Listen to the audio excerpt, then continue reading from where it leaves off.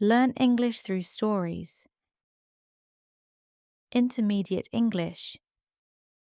The elephant in the room. What would you do if you walked into your living room and found a real elephant standing there? In this fun English story, you will learn the meaning of the idiom, the elephant in the room, and how it can help you speak more naturally and confidently in English. Listen carefully, read along, and try to guess the idiom's meaning before it is revealed. Don't just study English, live it through stories. Normal morning. The Putterman family was perfectly normal. Walter read the news, Beatrice buttered toast, and their children, Chloe and Leo, argued about syrup.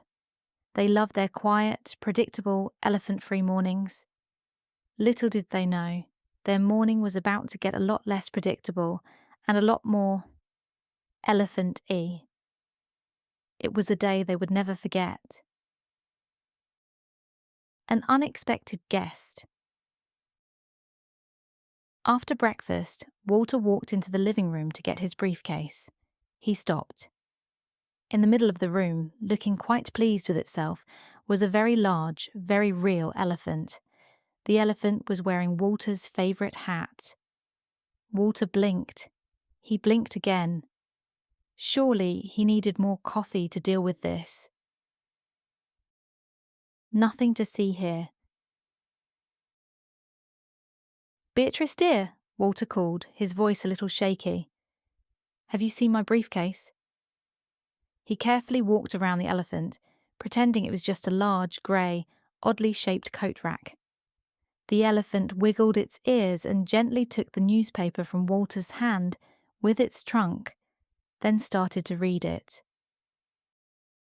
A large hobby. Beatrice came in, holding a feather duster.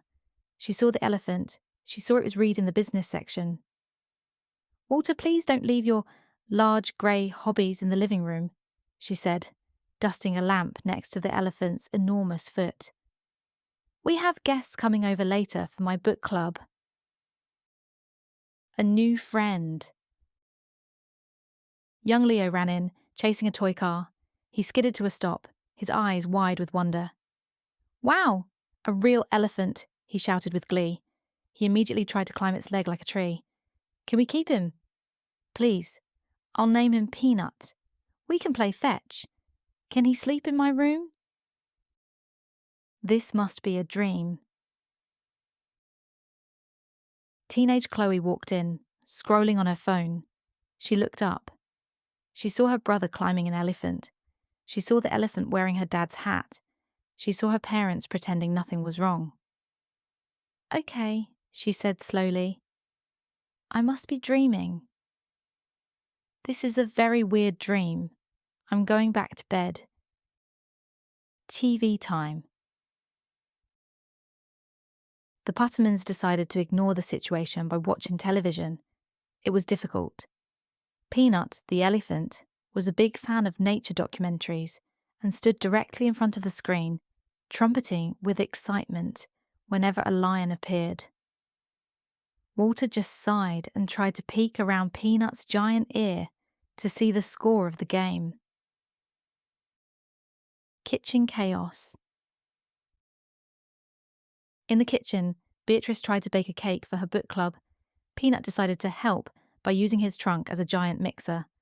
Flour flew everywhere, covering Beatrice and the elephant in a fine white dust.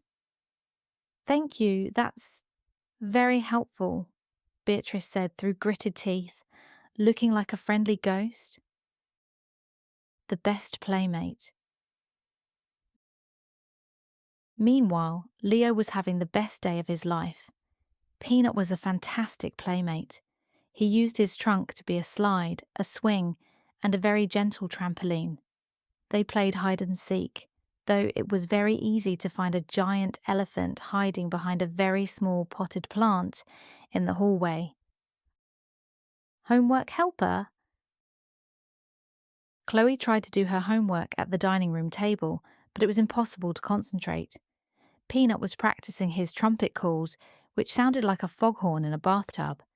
He then tried to help with her math homework, but his answers were all just drawings of peanuts.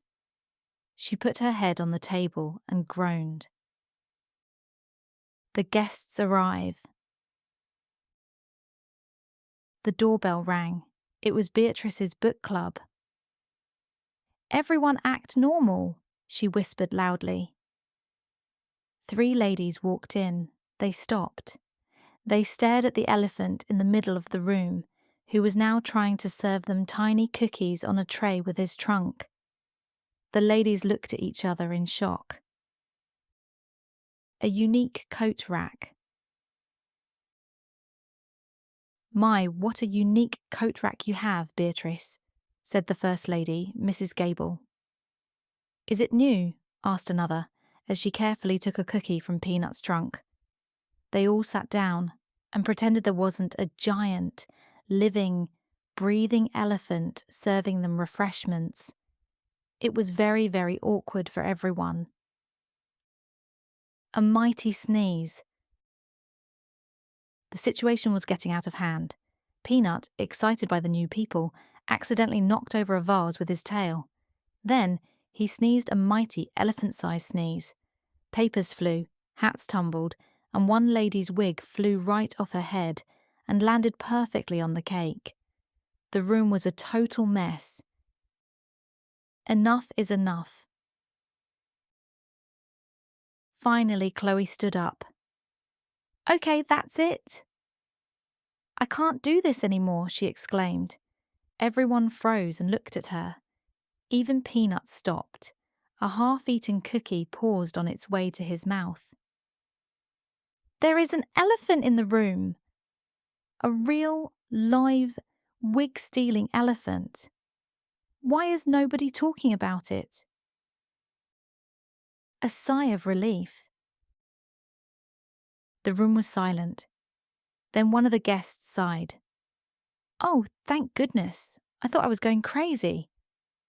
Walter took off his glasses and rubbed his eyes. "I was hoping he'd just leave if we didn't mention him." Beatrice nodded. "He completely ruined my cake." Everyone started talking at once about the giant elephant. The idiom explained. Chloe smiled. "This is what you call the elephant in the room," she explained to her brother Leo. "It's a big, obvious problem that everyone sees, but nobody wants to talk about. Sometimes the problem is a real elephant, and sometimes it's just something awkward that needs to be discussed." A sad goodbye. Now that they had all acknowledged Peanut, the big question was, what do you do with an elephant in your living room? He couldn't stay forever. He was too big for the bathtub, and he ate all the snacks. Leo looked very sad. He didn't want his new best friend to leave the house. A brilliant idea. Suddenly, Walter had an idea. "I remember reading in the newspaper this morning," he said, taking it back from Peanut, "that the city zoo's star elephant, Penelope, has been very lonely. They've been looking for a new friend for her.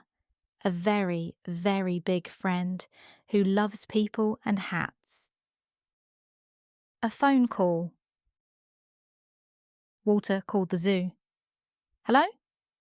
"Yes, I'd like to report a found elephant," he said into the phone. The zookeeper on the other end was silent for a moment, then sounded very excited. "You found Peanut? We've been looking for him everywhere. He's very friendly but loves to wander off and explore."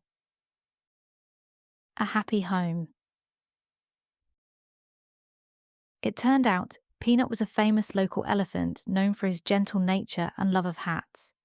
The zoo was incredibly happy to have him back. They promised the Putterman family could visit him anytime they wanted. Leo was overjoyed. He could visit his friend at his new, much bigger home with his new friend, Penelope. A sweet farewell. A very large truck arrived from the zoo. It was time to say goodbye to Peanut. Beatrice gave him the rest of the cake, and Walter gave him his hat to keep. Chloe even gave him a pat on the trunk. You were a pretty weird house guest, she said with a smile, but you were kind of cool. A giant hug. Leo gave Peanut the biggest hug he could manage around his trunk. Be good, Peanut, he whispered. Don't sit on the furniture at the zoo. Peanut rumbled softly and gently wrapped his trunk around Leo for a goodbye hug. It was a sweet, funny, and very large farewell for a very large friend. Lesson learned. With Peanut gone, the house was quiet again. It was clean and normal, but it also felt a little empty. The Putterman family realised it is always better to talk about the elephant in the room before it sneezes on your cake. Every problem becomes easier to solve once you finally face it. What about you? Have you ever had an elephant in the room in your own life? Something big that nobody wanted to talk about? How did you handle it, and what did you learn from that experience? Share your thoughts in the comments below. Your story might help someone else find the courage to speak up too. Thanks for watching. Don't forget to like, comment, subscribe, and share for more fun English lessons.